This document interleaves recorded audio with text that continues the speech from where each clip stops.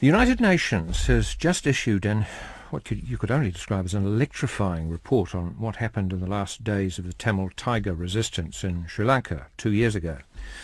The war culminated in May 2009 with the army's crushing of the rebel liberation tigers of Tamil Eelam. Its climax was marked by ruthlessness and callous disregard for human life.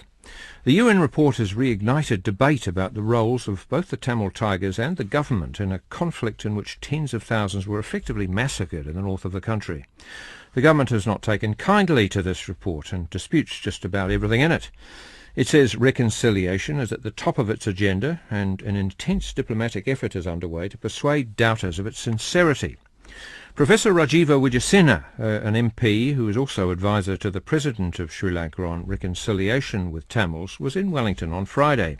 And I asked him about the nature of the ethnic divide between Sinhalese and Tamil and what drives it. There are some who argue that it goes back a very long way, that there was conflict between Sinhalese Tamils right through, but I think that's a sort of warped view of history, because there is much more evidence of happy coexistence. And in particular, before, in a sense, the colonial empires arrived in Sri Lanka, and indeed during that period there was much working together. But I think the more recent tensions arose for a couple of reasons. One was what I would call majoritarian democracy, where you actually had a situation where Sri Lanka in the 50s and 60s had a very statist approach to politics. This was inherited from, South Asia actually inherited a state socialist model at independence from the British, where everything had to be done by the state and everything conduced towards equality. And in that process, the politicians tended to work towards those who voted for them. So there were 2 or 3 measures at that period which were divisive, and I think discriminatory against Tamils, the most obvious of which was making Sinhalese the only official language. Yes. But you have to remember that that was grafted on another policy, which I think was equally silly, but which was meant to be egalitarian, which was a decision in the 40s that all children must compulsorily be educated in their mother tongue. So all Sinhalese were educated in Sinhalese. Some Westerners think Sinhalese was imposed on the Tamils. On the contrary, all Tamils were educated in Tamil compulsorily. This decision was made by Sinhalese and Tamil politicians of the elite who talked to each other in English. But what they didn't realize is that this would lead in time to youngsters all over the country who were stuck in monolingualism. That's one of the causes, I guess, of ethnic violence. It was cultural violence rather than ethnic, isn't it? No, I wouldn't call it cultural, because I don't think there's ever been any trace of animosity between the religions. But you did have a situation where, with Sinhala made the only official language, obviously opportunities for Tamils in public sector employment diminished, in a context in which before that you'd actually had a much higher proportion of Tamils in public sector employment, partly because when it was in English, they learnt English better and more quickly because of, the American missionaries went there earlier, etc. So their schooling system in Jaffna was better than in the vast majority of the country. But a second step, which I think was also discriminatory, was the introduction of positive discrimination in university admission, which actually cut very deep, although it seemed a small thing. Did that then assume a political dimension? Yes, it did, because although I think the government that introduced it then introduced it in terms of helping the worst off whatever ethnic or language community, and indeed the Tamils of the East Coast and the centre had more entry into university, as did the Sinhalese from rural areas. The hardest hit by this were Colombo and Jaffna. And you can imagine the anger of young people who have spent all their life thinking, we will work hard and go to university, to be told that 6 months before, you can't go to university. Was that the major trigger for I won't say it was a major trigger in the last few years? Because, I told you the language policy had led to less employment. But it certainly contributed to youth radicalization. And I think 2 significant factors. One was this resentment that was building up, but the second was a political decision in the early 70s to change the constitution, And in particular, they removed from the Constitution what should have been a safeguard that guaranteed equal rights to the minorities. Yes. That was removed in 72. And this led in 1976 to the formation by the various Tamil parties, which had not been working together in the past, to a Tamil United Liberation Front. Right. But the really tough thing was that in 1981 there was a negotiated agreement to have district development councils, which the Tamil party agreed to and contested. But I think this is where violence begins to take on really a horrid aspect. There had been sporadic outbursts before, but because the then government of the day seemed to use violence as a weapon against Tamils. In 81, during this election, the Jaffna Public Library was burnt. And I know that caused a lot of emotion, because I went up to do some visiting lectures soon after. The students were wonderful. But they insisted, after a very tiring day, I'd done 6 lectures, they piled them up. They insisted I go and look at the library, the shell. And you could see this had cut deep. And of course the waves of militarization of the youngsters were first after standardization in 72. Second, when standardization was introduced in a more racist form in 79. And then this. But worst of all was the extreme violence against Tamils of 1983, which for the first time actually opened the eyes of the Colombo Tamils. I used to complain before that to them that they were tolerating a government, which was a very capitalist-oriented government. So many business people in Colombo, Sinhala Tamil, loved it. But this government was very violent towards Tamils, or members of the government, let's not say the whole, in 83.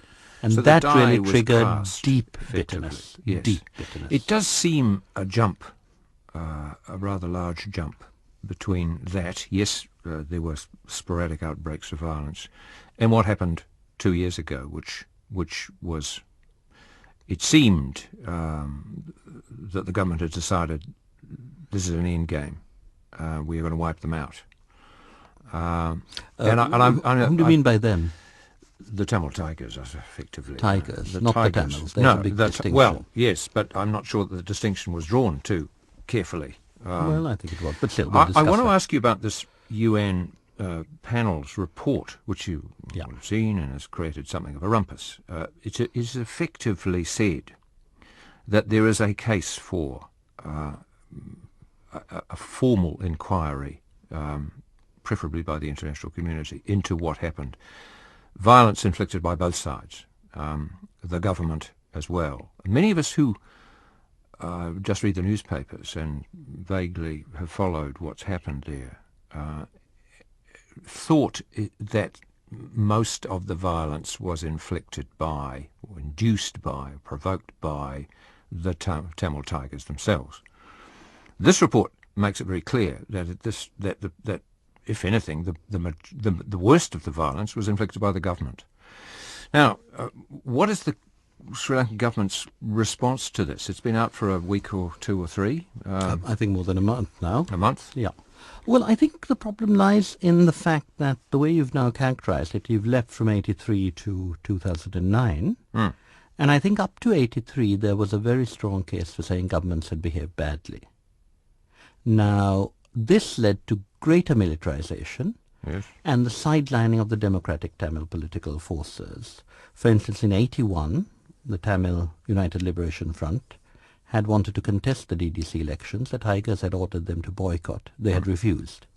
Subsequently, they couldn't refuse. Yeah. No, I understand all that. Well, can I just... and I can understand the nature of that gradual slide towards sectarianism and violence. But I mean, what happened then? I mean, this report says it quite bluntly, that the government is saying that what this is all about is effectively the result of past governments' mistakes.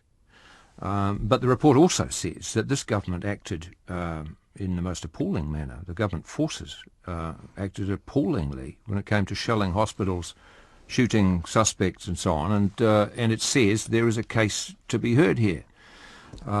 What's going to happen next? The case will be heard one way or the other by the international community, or will be done with the support of the Sri Lankan government. What's going to happen? No, I think the reason I would like to go into a bit more background, I hope we have a little bit of time, is to say that what happened between 83 and 87 was that because of militancy, government actually ended up with a compromise which everyone agreed except the Tigers. Yes. The Tigers refused that and then moved into extreme violence, including knocking off all the other Tamil parties.